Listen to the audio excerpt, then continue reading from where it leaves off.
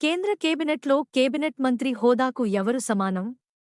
Options: 1 supreme court న్యాయమూర్తి, 2 ప్రధానమంత్రికి రాజకీయ సలహాదారు, 3 భారత ప్రభుత్వ కార్యదర్శి, 4 ప్రణాళికా సంఘం డిప్యూటీ చైర్మన్. Correct answer. 4 ప్రణాళికా సంఘం డిప్యూటీ చైర్మన్.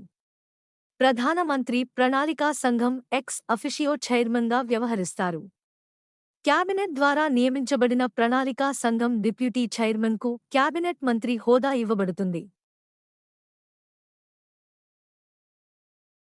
భారత అటార్నీ జనరల్ ఎవరికి న్యాయ సలహాదారు? ఆప్షన్స్: 1 భారత రాష్ట్రపతి, 2 ప్రధానమంత్రి, 3 లోక్సభ, 4 భారత ప్రభుత్వం.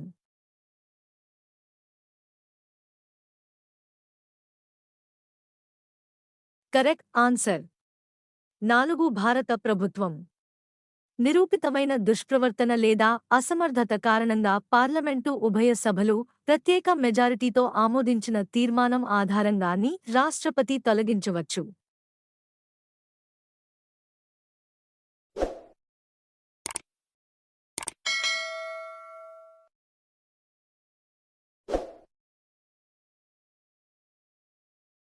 కింది వాటిలో ఏది భారత సంఘటిత నిధిపై వసూలు చేయబడదు? ఆప్షన్స్: 1 పంచవర్ష ప్రణాళికలపై ఖర్చు, 2 యూపీఎస్సీ చైర్మన్ మరియు సభ్యులపై ఖర్చు, 3 భారత ప్రభుత్వం యొక్క రుణ ఛార్జీలు, 4 సుప్రీంకోర్టు న్యాయమూర్తులపై ఖర్చు. Correct answer. 1 పంచవర్ష ప్రణాళికలపై ఖర్చు. ఈ వ్యక్తుల జీతభత్యాలు కన్సాలిడేటెడ్ ఫండ్ ఆఫ్ ఇండియాపై వసూలు చేయబడతాయి. ఏ. భారత రాష్ట్రపతి, B. Rajya Sabha chairman deputy chairman, Lok Sabha speaker మరియు deputy speaker, C. Supreme court న్యాయమూర్తులు, డి. కంప్ట్రోలర్ మరియు auditor general, E. Union public service commission chairman మరియు సభ్యులు, ఎఫ్. హైకోర్టుల న్యాయమూర్తుల పెన్షన్లు. కింది భారత ఉపరాష్ట్రపతులను పరిగణించండి. 1 వివి గిరి, 2 జిఎస్ పాఠక్, 3 బిడి జట్టి, 4 ఎం హిదాయతుల్లా. కింది వాటిలో వారి పదవీకాలానికి సంబంధించిన సరైన కాలక్రమం ఏది? ఆప్షన్స్: 1 2 3 4, 2 2 1 3 4, 3 2 1 4 3, 4 1 2 4 3. Correct answer. 1 1 2 3 4. వివి గిరి 1967 నుండి 1969, గోపాల్ స్వరూప్ పాఠక్ 1969 నుండి 1974, బిడి జట్టి 1974 నుండి 1979, మహ్మద్ హిదాయతుల్లా 1979 నుండి 1984. ఎంతమంది సభ్యులను రాష్ట్రపతి రాజ్యసభకు నామినేట్ చేయవచ్చు? ఆప్షన్స్: 1 2, 2 7, 3 9, 4 12. Correct answer. 4 12. సాహిత్యం, సైన్స్, కళ మరియు సామాజిక సేవలో ప్రత్యేక జ్ఞానం లేదా ఆచరణాత్మక అనుభవం ఉన్న వ్యక్తుల నుండి రాష్ట్రపతి 12 మంది సభ్యులను రాజ్యసభకు నామినేట్ చేస్తారు. ఓటర్ల వారీగా అతిపెద్ద లోక్ సభ నియోజకవర్గం ఏది? Options: 1 Palghar, 2 Malkajgiri, 3 Gorakhpur, 4 Phulpur.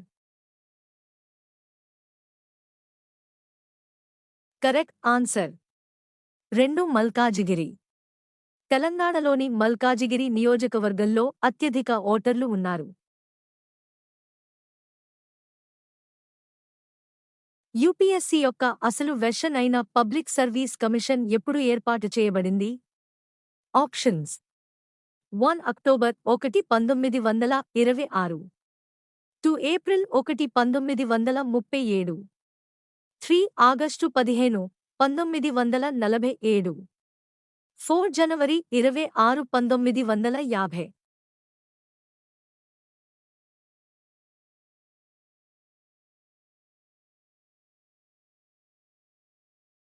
Correct answer 1 October 1 1926 public service commission 1926లో స్థాపించబడింది. ఇది భారత ప్రభుత్వ చట్టం 1935 ద్వారా ఫెడరల్ పబ్లిక్ సర్వీస్ కమిషన్గా పునర్నిర్మించబడింది. స్వాతంత్ర్యం తర్వాత యూనియన్ పబ్లిక్ సర్వీస్ కమిషన్గా పేరు మార్చబడింది. మన రాజ్యాంగంలోని నిర్దేశక సూత్రాలు. ఆప్షన్స్ 1 న్యాయస్థానాలలో అమలు చేయబడతాయి. 2 పాక్షికంగా అమలు చేయబడతాయి. 3 పాక్షికంగా అమలు కానిది. 4 న్యాయస్థానాలలో అమలు కావు.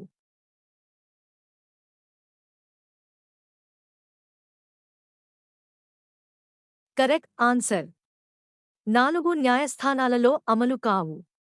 ప్రాథమిక హక్కుల వలె కాకుండా నిర్దేశక సూత్రాలు న్యాయస్థానంలో అమలు చేయబడవు. రాజ్యాంగంలో వాటిని చేర్చడం యొక్క లక్ష్యం సామాజిక మరియు ఆర్థిక ప్రజాస్వామ్యాన్ని స్థాపించడమే కాబట్టి నిర్దేశక సూత్రాలు న్యాయబద్ధమైనవి కావు. కింది స్టేట్మెంట్లలో ఏది సరైనది కాదు? ఆప్షన్స్ 1 చీఫ్ ఎలక్షన్ కమిషనర్ సిఫారసులపై తప్ప ఎన్నికల కమిషన్ను వారి కార్యాలయం నుండి తొలగించలేరు.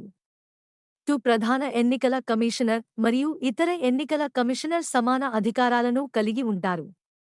3 ఎలక్షన్ కమిషనర్ పదవీకాలం 6 సంవత్సరాలు. అతను పదవీ బాధ్యతలు స్వీకరించిన తేదీ నుండి అతనికి 65 సంవత్సరాల వయస్సు వచ్చే రోజు వరకు ఏది ముందు అయితే అది. 4 చీఫ్ ఎలక్షన్ కమిషనర్ మరియు ఇతర ఎలక్షన్ కమిషనర్ మధ్య అభిప్రాయ భేదాలు ఏర్పడితే ఆ విషయాన్ని లా కమిషన్ నిర్ణయిస్తుంది. Correct answer 4 chief election commissioner మరియు ఇతర ఎలక్షన్ కమిషనర్ మధ్య అభిప్రాయ భేదాలు ఏర్పడితే ఆ విషయాన్ని లా కమిషన్ నిర్ణయిస్తుంది. ప్రధాన ఎన్నికల కమిషనర్ మరియు ఇతర ఎన్నికల కమిషనర్లు ఏదైనా విషయంపై భిన్నాభిప్రాయాలు ఉన్నట్లయితే ఆ విషయం మెజారిటీ అభిప్రాయం ప్రకారం నిర్ణయించబడుతుంది.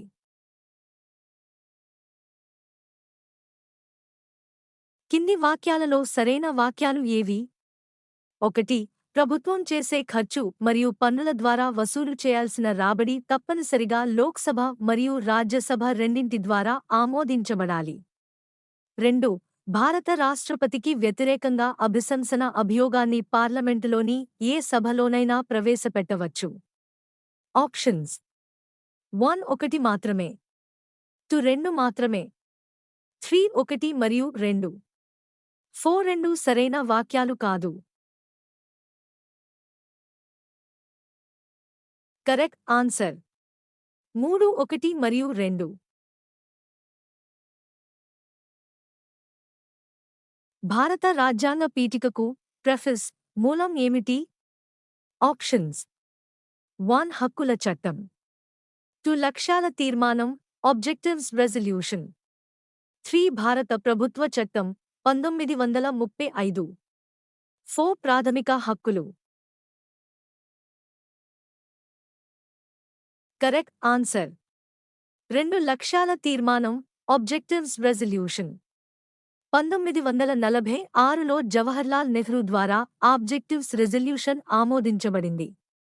ఇది ప్రాథమిక సూత్రాలను మరియు భారతీయ రాజ్యాంగాన్ని అసెంబ్లీ ద్వారా రూపొందించాల్సిన ఆలోచనలను నిర్దేశించింది.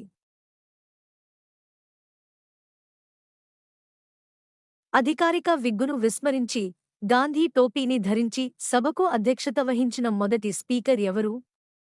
ఆప్షన్స్ 1 సత్యనారాయణ్ సిన్హా, 2 రాజేంద్ర ప్రసాద్, 3 జీవి మావ్లాంకర్, 4 ఎన్ సంజీవ రెడ్డి. కరెక్ట్ ఆన్సర్ 3 జీవి మావ్లాంకర్. 1946లో సెంట్రల్ లెజిస్లేటివ్ అసెంబ్లీకి ప్రెసిడెంట్ అయిన మావ్లాంకర్ అధికారిక సందర్భాలలో తప్పనిసరి అని భావించే బ్రిటిష్ విగ్గును విస్మరించిన మొదటి స్పీకర్. గాంధీ టోపీ ధరించి లోక్సభకు అధ్యక్షత వహించారు.